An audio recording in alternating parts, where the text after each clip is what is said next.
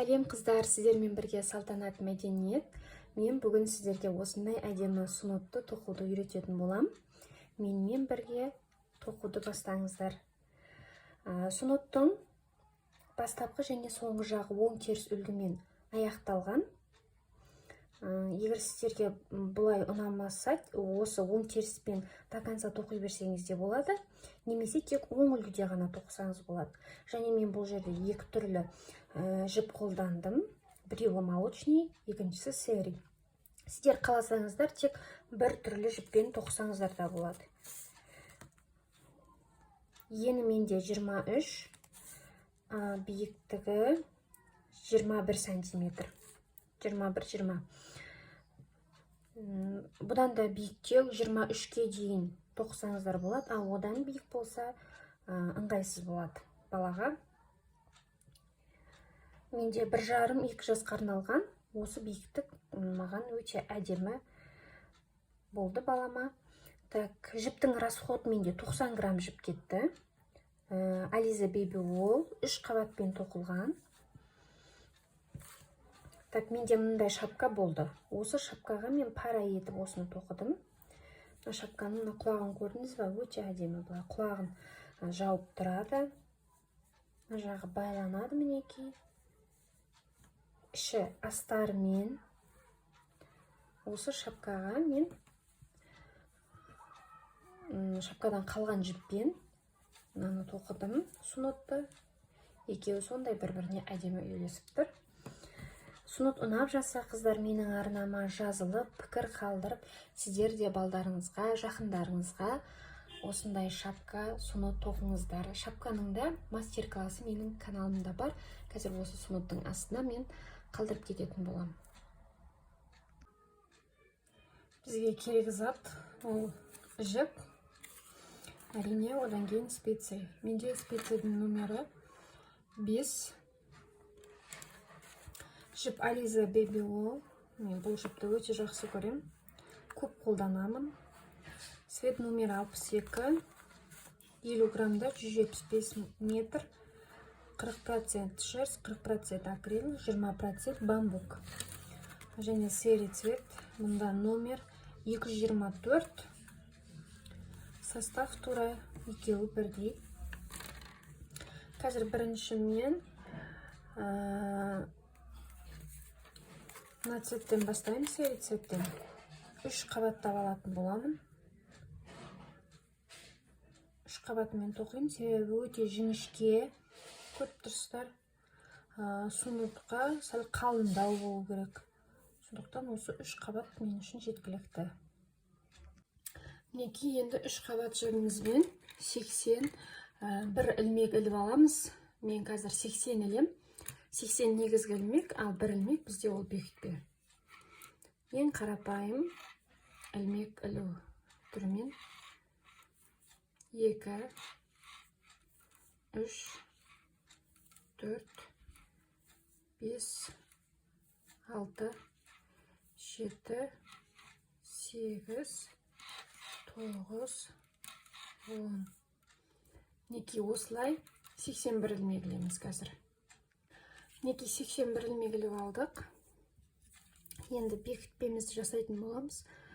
Мына ілмекті, оң жақтағы ілмекті мында өткізіп,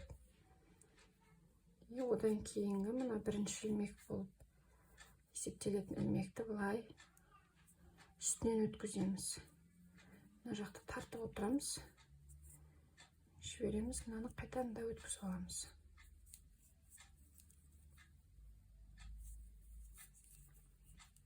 Неке бастапқыда босауы мүмкін, сондықтан тартып отырамыз. Енді мына специя шығарып аламыз дағы, ары қарай тоқып бастаймыз. Бізде бірінші теріс тоқитын боламын мен қазір. Бір теріс, бір оң етіп тоқимыз. Бір қатар теріс, бір қатар оң. Мен бірінші теріс бастадым, себебі әдемі көріну үшін бірінші теріс тоқып бастаймыз бірінші қатарымызды. мінекей осылай мына бастаған жерімізге дейін тек теріс тоқимыз. Одан кейін екінші қатар оң, үшінші қатар теріс, төртінші қатар оң, бесінші қатар теріс. Осылай 6 қатар тоқитын боламыз. Сонда бізде 3 оң, 3 теріс болу керек. Мінекей бірінші қатарды аяқтадым. Тек теріс тоқып, енді екінші қатар оң. Екінші қатарды тек оң тоқимыз.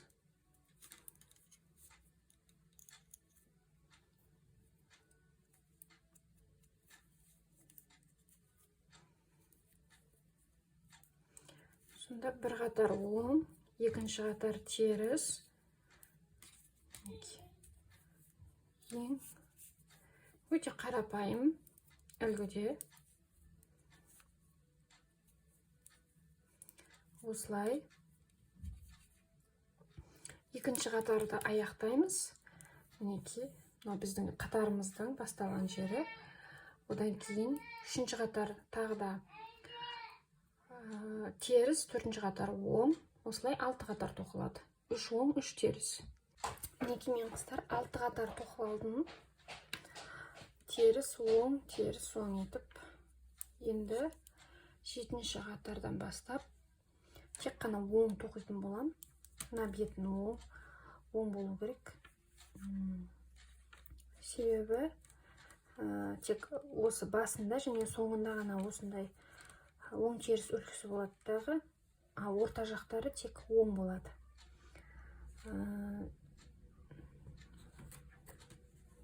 Мына шапкадағыдай тек оң болады.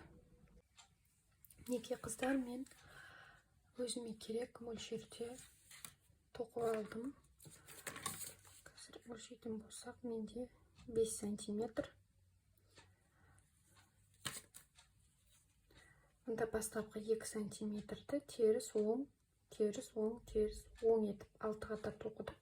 Одан кейін тек оң тоқыдық.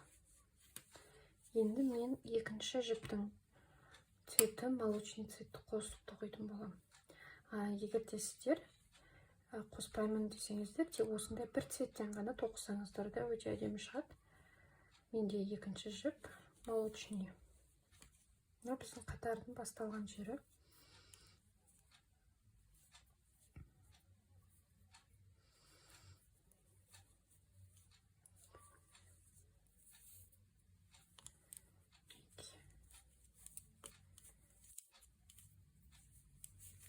Осылай тек оң тоқи береміз. Қазір мына жерге келген кезде мен осы жерді біріктіруді, қосуды көрсетем.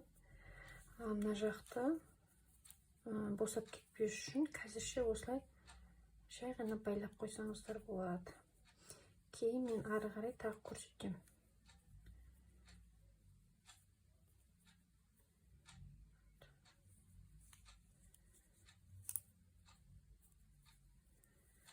Бізде серий цвет тұра береді. Қазір оңмен тоқимыз. Осылай мына жерге дейін қазір тоқып алыңыздар. Қыздар, мінекей, мына бастап молочныйды бастаған жерге келдік. Бізімізді шығарып аламыз да. Осы жерден ары қарай тоқимыз. Мына жерді біз қазір уақытша байлап қойдық, иә. Кейін қайтадан мына сұр түспен жалғастыратын боламыз. Ақ жібімізді аламыз. Біз қазір мына жерден бастауымыз керек қой. Бұл жерден емес. Қазір біз мына бастапқы салған жерге саламыз. Осы жерден жіпті іліп аламыз. Көрдіңіз бе? Осы жерден аламыз. И мынаны осылай тартып шығарамыз. Мынаған кигіземіз и ары қарай үстіп жалғастырып тоқи бересіздер. Сонда бізде мына жер бой шабық болу керек. Мына жақ тұра береді, кейін ары қарай тоқимыз. Осылай мен шамамен бір 3 сантиметр тоқып алатын боламын. Мінекей қыздар, мен уже молочный цветті аяқтап, одан кейін қайтадан серый цветті бастап кеттім. Менде молочныйдың биіктігі 2,5. Негізі 3 істемек болғам, бірақ менде 2,5 болған. Енді одан кейін қайтадан серийді бастадым. Серий цвет. Мына жерден тағы да бір рет мен қосылуын көрсетіп жіберейін сіздерге. Уже мына жерде бізде бастапқыда серий болды, одан кейін молочныйды қостық. Молочныйдан кейін осы жерде қалып кеткен серий цветімізді мінекей жоғары алып, ары қарай бастап тоқыдық. Міне уже бір айналып келдік. Енді осы ілмегімізді ары қарай жалғастыра береміз. Мен жаңада айтып өткендей, мұның алдында да айтып өткендей, мына бірінші ілмектен емес, біз ілмекті мынау астынан саламыз. Көрдіңіз бе? Сол кезде бізде арасында тесік қалмау еді. Тесік қалмау керек, сол үшін өстіп астынан салып аламыз. Кейін мына ілмегімізден былай өткіземіз. Қайта мына жаққа аламыз. Сонда бізде мына жерде тесік болмайды. Осылай ары қарай жалғастырып тоқисыздар. Мінекей қыздар, мен сонетті уже аяқтадым. Өте әдемі шықты. Енді қысқартып бастаймыз. Бізде ең бастапқы ілмек теріс болған, сондықтан ең соңғымыз теріспен аяқталу керек. Не, теріс ілмекпен іліп аламыз. Екіншісін тоже теріс. И осы мына бірінші ілмекті екінші ілмектің үстінен өткіземіз.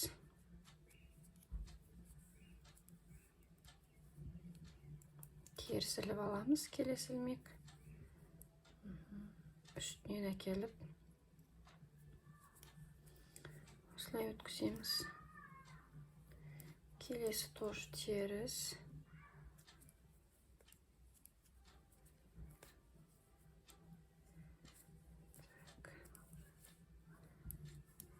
Теріс ілеміз. Мына ілмектің үстінен өткіземіз. Уже мына жағымыз мінекей біздің осылай бекітілді.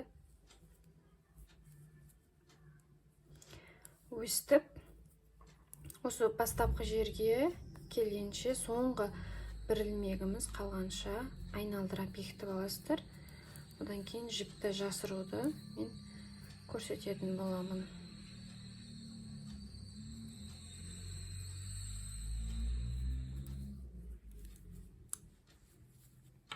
Осы жерге дейін бекітіп алыңыздар. Мына жағым не? Мына жағым неге? Неге бізде соңғы бір ілмек қалды. Осылай аламыз да.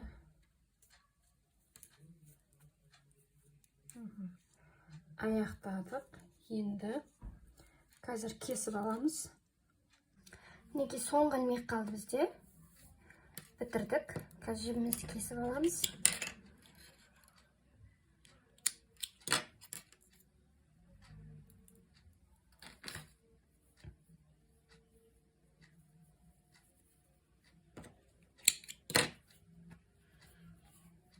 Жақсылап тартамыз. Ілмекті енді инеден өткізіп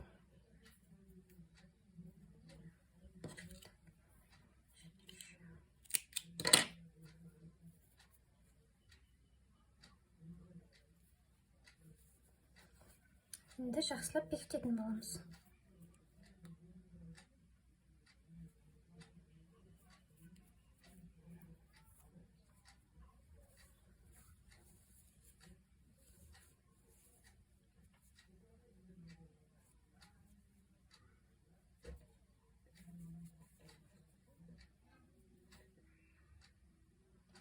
Мына жерге саламын ілмекті. Осылай тартамыз.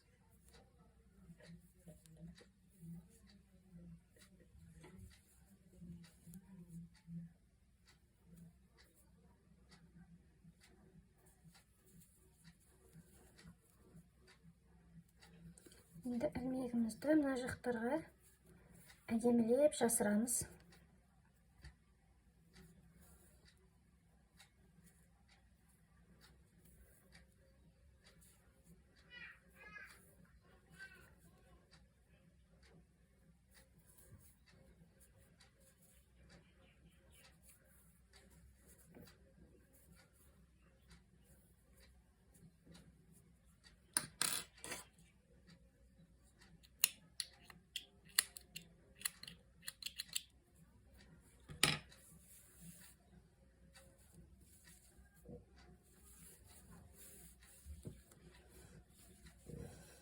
Так, мына жақтағы бастаған ілмегімізді де тоже инеге өткіземіз.